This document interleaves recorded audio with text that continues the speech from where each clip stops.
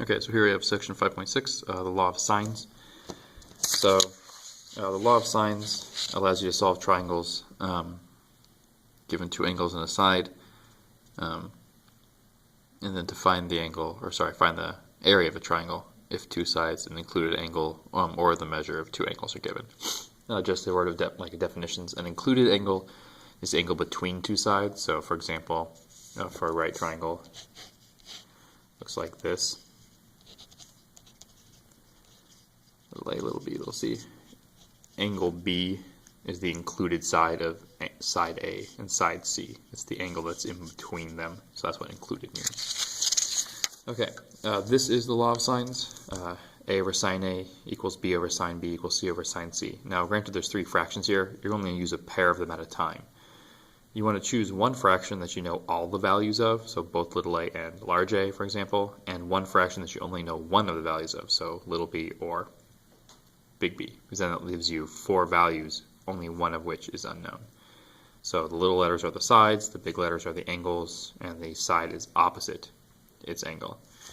So if you have this, so solve triangle ABC if A is 33, B is 105, and little b is 37.9. So now this isn't a right triangle, so there's no guarantee that A, B, and C are. You cannot say that big C is 90 degrees, because it's not a right triangle, it's just a triangle. And you know that B is 37.9. Now right off the bat though, you can still find big C, because you know two of the three angles of the triangle. So 180 minus 33 minus 105. So big C is 42 degrees.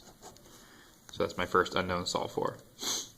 So now to use the law of sines, you need to choose one of the letters that you know both values for, which in this case, it's B. I know both little b and big B. So I'm going to use the B portion of this equation. So little b, 37.9 over the sine of big B. And I'm going to use this to solve the other ones. So I'll solve A first. So little a, I don't know it, over the sine of 33 degrees. So that's using this fraction over here. Now, you can think about it in terms of cross products, or however you'd like to work it. You can convert these to decimals if you want. So this is 37.9 over 0.9659 equals little a over 0.5446.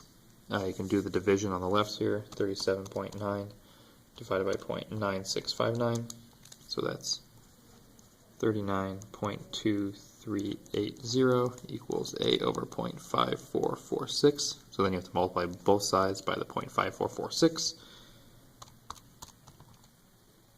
You should get about 21.37. Since we're going, it looks like one decimal place, it'll be 21.4. Once again, this isn't a right triangle, so I can't use the Pythagorean theorem, so I have to reset this fraction to solve for C. So I'm going to use the same setup. I'm going to use little b and big B, mostly because I've already done all of this work. So I can skip actually straight down to this value, because this fraction is going to be the same. So just doing the setup, 37.9 for the sine of 105, so that's the sine, little b over the sine of big B. I'm going to solve for little c, sine of 42 degrees. Now this fraction, same one as over here, so it's going to solve down to 39.2380 again. You don't have to repeat all the math. On this side I'm going to have c over 0.6691, multiply both sides by 0.6691, gives me 26.25. Since we're rounding to one decimal place, we'll call it 26.3. If you look, the smallest angle is opposite the smallest side. The largest angle is opposite the largest side. So that has worked out correctly.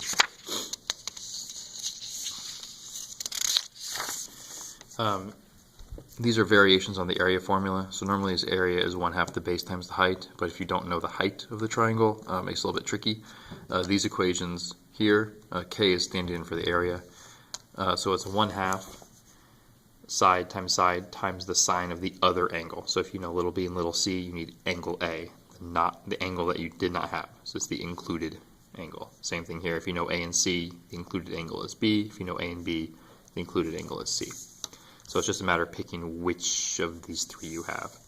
So example 2, find the area if you know little a, little c, and big B. Well, that's this equation. So the area is 1/2 little a times little c times the sine of big B. It's 0.5 times 4.7 times 12.4 times the sine of 47.3.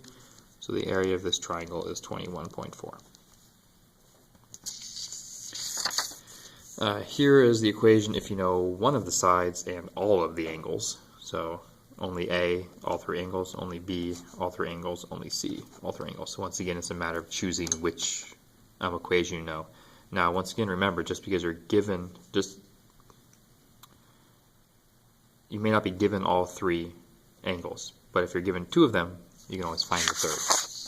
So here, so you have little a, and big B.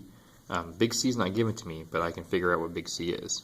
Big C is 180 minus angle A minus angle B. 180 minus 34.4 minus 14.8. So big C is 130.8 degrees. Since I have little a, I'm going to use the very top equation. So the sine of A is going to go on the bottom. So it's going to be K equals 1/2 A squared, 13.9 squared. And then my fraction is going to be the sine of B, which is 14.8. The sine of C, which is 130.8, over the sine of A, which is 34.4. And then you can type this into your calculator. If you're going to type it in all at once, this last sign is being divided by, so it's 1/2 times 13.9 squared times the sine of 14.8 times the sine of 130.8 divided by the sine of 34.4. So we'll type that in.